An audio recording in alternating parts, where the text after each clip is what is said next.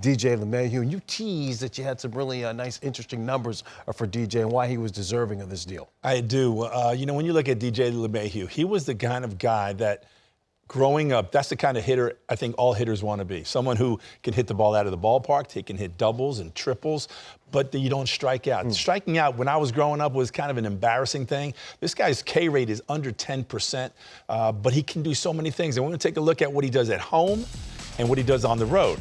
Now take a look at this. On the road, he's an all-star player.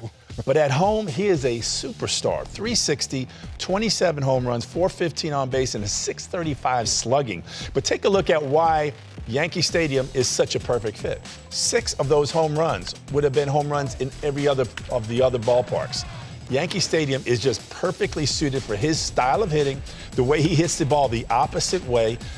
That short porch in right field, it just suits him. And I think as a player, when you know you found a place that you're comfortable in, we might look at those numbers and say, you know, 90 million, gosh, he should have gotten more. You start looking at the other third basemen in the game that have gotten more money over a four-year period, like Josh Donaldson. But I think he's at an age where he sees this team, he sees this organization, and he's like, I like it here. I want to be here, and I'll take a little bit less to stay here and wear those pinstripes for the rest of my career. Because further to Dave's point here, I mean, $15 million a year. This guy just came off a deal where he was making an average of $12 million a year.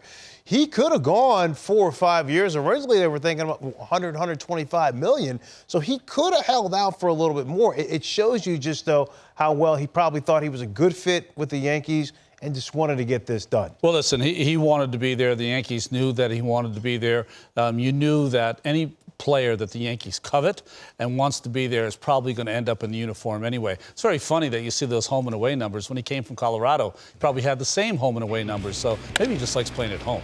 But he's just such an excellent player, and it's not only that, he is so perfect for that ball club where you have a lot of swing and miss, you have a lot of home run power and potential, but you got to put some stakes on the bag, and he's one of those guys that consistently gets on base. I think when you look at his numbers last year, of course, MVP votes now, his last couple of years. But more importantly, and I don't know if it was presented in this way, but he probably wanted a number, which was $90 million.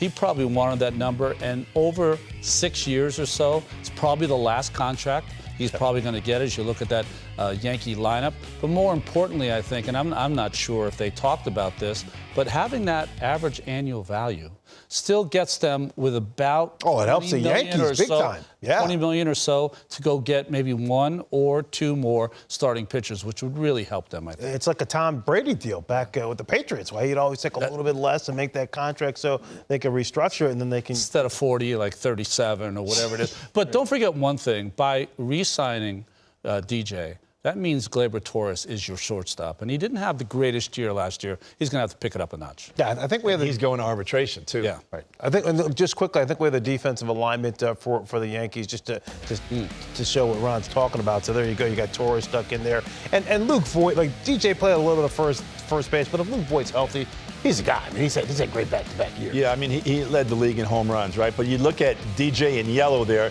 you can place him over at third, you can keep him at second, you can play him at first, you can also DH him going forward. So over the next 6 years, there's going to be some versatility that he brings to this roster that's going to really benefit them. And, you know, Hicks coming off the year where he was injured, he's a year after that now. He's going to be much better. Frazier could be a superstar in waiting. I mean, he had some big moments last year, too.